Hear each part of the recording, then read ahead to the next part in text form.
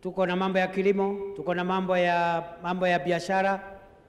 Barabara zilikuwa zimekwama, lakini sasa uchumi umeanza kuimarika.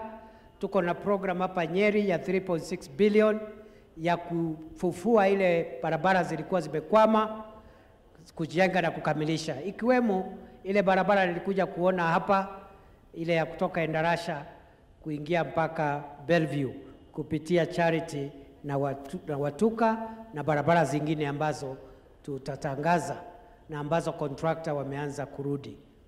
Niseme vile vile stima, sisi watu ya Kenya Kwanza UDA tunaamini na bottom up economic transformation, na tumesema stima sio starehe ya tajiri peke yake.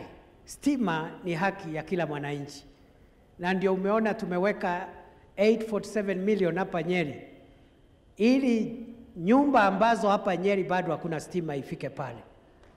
Na hapa Kieni, hii Nyeri tumeweka 847 million to connect an additional 10,600 households here in Nyeri with more power. Hiyo itagharimu serikali ya Kenya 847 million. Na rais ameamuru leo, ameniamurisha mimi na Alex na waziri wa stima tuongeze hiyo pesa by 600 million. Kwa sababu amesema wakati ameangalia statistics, ameona kwanza Kieni ndio iko na low connectivity. Kieni iko 66%.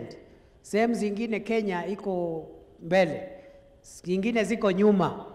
So rais anataka kila sehemu ambazo zimebaki nyuma zisonge mbele, tuwe sawa. Mmefurahia hiyo amri rais ametoa? Ni mwakena. Mmefurahia? Hiyo amri nimepewa nikiwa hapa, nikifika hapa na niambiwa nitafute Alex, nikasema tuko na Alex hapa. Sasa amri imetolewa. So vile vile ndio unaona tunajenga masoko. Hii masoko ni ya wanabiashara wadogo wapate mahali pazuri. Hawa mama mboga na wachuuzi wawache kuuza bidhaa zao huko nje, wanapiwa na jua, wanapiwa na mvua, wanapiwa na vumbi, na wanahatarisha maisha yao kwa sababu ya magari.